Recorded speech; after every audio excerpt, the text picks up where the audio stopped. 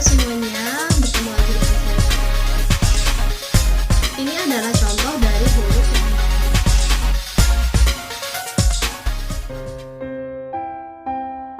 Oke, selamat siang semuanya, Nana. Selamat siang, Bu. Siang, Bu Ella. Selamat siang. Ini kita mau mulai pembelajaran lagi. Cuman sebelumnya saya minta tolong dong ketua kelas dicek ini temannya sudah lengkap atau belum. Jangan sampai ada yang ketinggalan.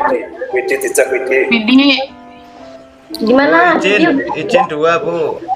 Nah, sebelum kita mulai pembelajaran hari ini, mungkin lebih baik kita berdoa terlebih dahulu, dipimpin oleh ketua kelas. Jadi silakan dimulai doanya. Sebelum memulai pelajaran kita hari ini, kita berdoa lebih dahulu. Berdoa, silakan.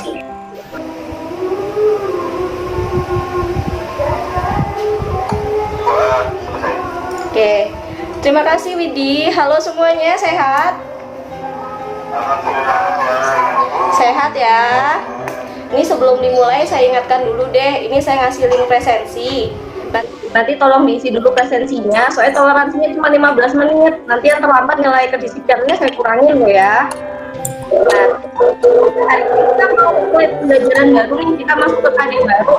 Sebelum mulai, ini di layar ada gambar apa? Gambar bulat, Bu. Gugurat. Siapa itu? Elvia ya? Ya, Bu. Oke, pintar. Kalau yang selanjutnya, ayo yang lain. Ini gambar apa? Spin. Bu. Spin gimana? Tahu nggak? Dari peradaban apa ini? Mesir, di Mesir. Mesir. Semoga nanti kita bisa study tour ke Mesir ya. Kita akan mempelajari semuanya. Karena sekarang kita masuk di KD 3.11 nih, yaitu menganalisis peradaban awal dunia serta keterkaitannya dengan peradaban masa kini.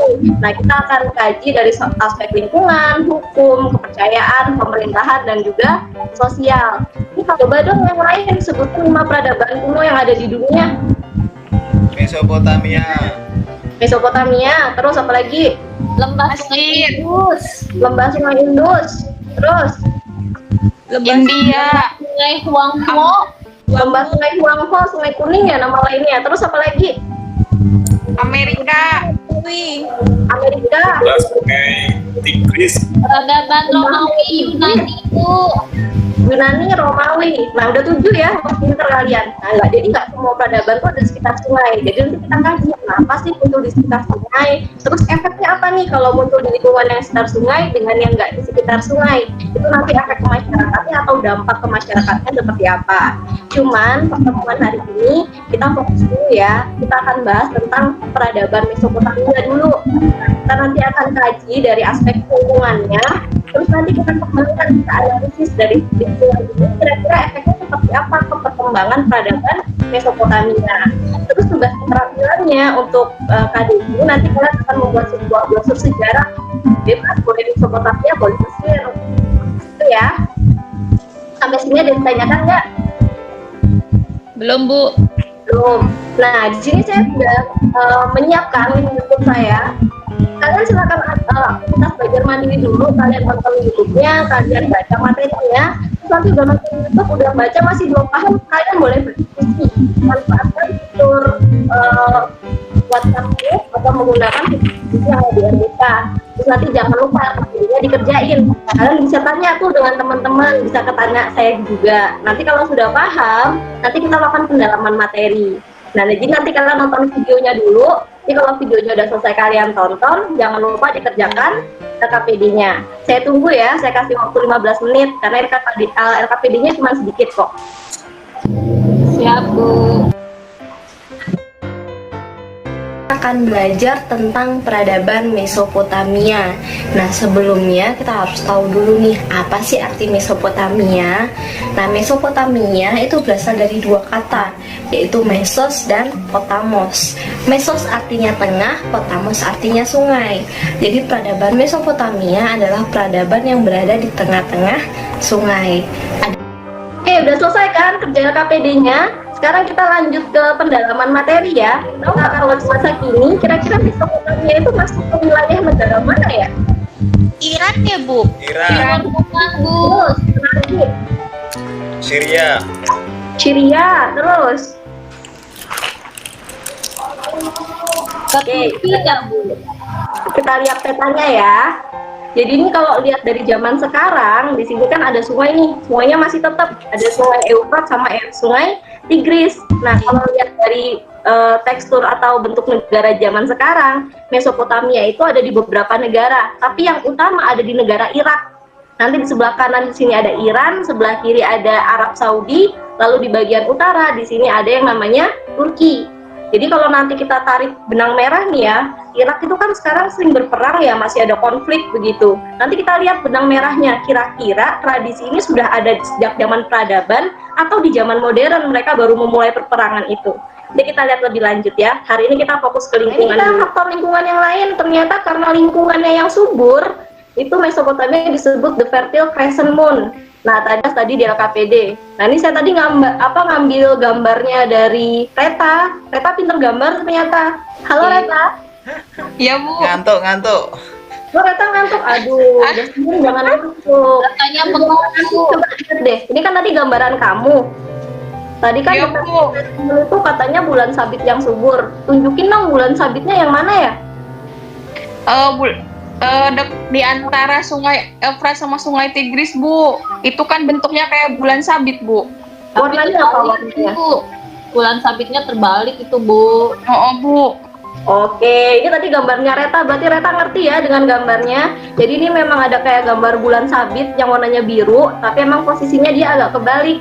Dan di sekitar wilayah bulan sabit yang subur inilah muncul banyak kota-kota di Mesopotamia. Seperti itu ya. Kan mereka hidup di daerah subur nih, udah dong selesai, masalahnya nggak ada. Ternyata nggak selesai di situ loh. Karena kalau kalian lihat nih dari peta, ini kan sumber mata airnya dari pegunungan Kaukasus, terus mengalir sampai ke hulu. Ternyata mereka punya masalah. Coba deh kita lihat masalahnya ya. Ternyata di Sungai Eufrat dan Tigris ini bisa terjadi banjir bandang, tapi juga bisa tuh setahun nggak ada banjir sama sekali. Coba dong kita berpikir, misalnya kita tinggal di daerah yang kering, sumber kehidupan kita dari sungai, terus sungainya kadang-kadang ada air, kadang-kadang nggak ada air. Kira-kira respon kita seperti apa dengan tantangan alam seperti itu? Buat bendungan, Bu. Bikin bendungan. Bendungan, kanal. Ayo, yang lain.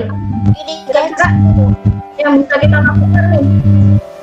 Irigasi, Bu. Bikin irigasi. Nah, itu semuanya sudah dilakukan oleh bangsa Mesopotamia. Mereka bikin saluran irigasi, mereka bikin kanal-kanal, mereka bikin bendungan. Jadi ketika airnya sedang meluap begitu, mereka alirkan ke kanal-kanal, alirkan di bendungan-bendungan. Nah, ini ditiru loh sama Indonesia. Kalian kalau lihat program kerjanya Jokowi itu tahun 2023 itu targetnya ada 65 bendungan baru di Indonesia. Ada yang bisa menyimpulkan dari semua pembelajaran kita hari ini tentang peradaban Mesopotamia? Reta, Bu. Iya, silakan. Absen 20 ya, Bu. Iya, siap. Absen 20. Dikurangi. Ya, Mesopotamia ini merupakan peradaban tertua di dunia. Letaknya di antara lembah sungai Efrat dan Tigris. Bentuknya seperti bulan sabit terbalik. Kemudian di lembah, kemudian Mesopotamia ini berkembang menjadi kebudayaan yang sangat besar dan dianggap sebagai kebudayaan tertua di dunia. Oke, itu jawaban dari Reta tentang kesimpulan peradaban Mesopotamia. Sebenarnya sudah disimpulkan semua tadi ya sama Reta. Jadi tentang Mesopotamia bahwa dia adalah peradaban yang paling tua di dunia, disebut the cradle of civilization. Terus wilayahnya itu disebut the fertile crescent moon karena wilayah seperti bulan sabit yang subur. Dan karena faktor lingkungan ini mereka bisa menciptakan pemerintahan, memunculkan kota, dan akhirnya memunculkan tulisan. Coba dong buat refleksi pembelajaran hari ini, kira-kira apa sih nilai kehidupan yang bisa kalian dapatkan dari si peradaban Mesopotamia? Kita harus menjaga kelestarian alam, Bu. Jangan buang sampah di sungai. Oke, masih sensitif dengan sungainya yang bersih tadi ya. Kita harus menjaga kelestarian alam. Terus apa lagi yang lain? Aksara yang membuat Mesopotamia menjadi induknya peradaban, Bu. Oke, jadi kita itu harus memunculkan budaya menulis ya. Seperti Mesopotamia disebut the cradle of civilization karena menulis. Nah, kalian kan generasi muda Indonesia nih, rajin-rajinlah untuk menulis. Kalau bisa menulis hal-hal yang positif, terus nanti bisa kalian posting melalui media-media sosial. Kan sekarang media ada banyak. Buat yang lain yang nggak kebagian ngomong, silakan refleksinya diisi secara online. Nanti saya cek satu-satu ya. Terus ini untuk tugas keterampilan, kalian bisa cek di grup, sudah saya kirim linknya. Ini tugasnya tentang membuat brosur. Terus nanti ketentuannya sudah ada di sini semua. Untuk penilaiannya saya punya 3 aspek, yaitu tentang ketepatan materi, kreativitas, sama kedisiplinan. Jadi nanti kalau udah buat yang bagus, ngumpulnya harus on time. Kalau nggak on time, nanti kedisiplinannya saya kurangin. Gitu ya. Tentang tugas keterampilan ada yang mau ditanyakan? Cukup ya. Oke, kalau gitu nanti 2 minggu lagi saya akan mengadakan ulangan harian. Ulangannya seperti biasa, kita pakai ruang ujian Kosayu. Nanti semuanya langsung berpartisipasi di sana. Nanti seminggu kemudian nilainya langsung saya kasih tahu ke kalian. Gitu ya.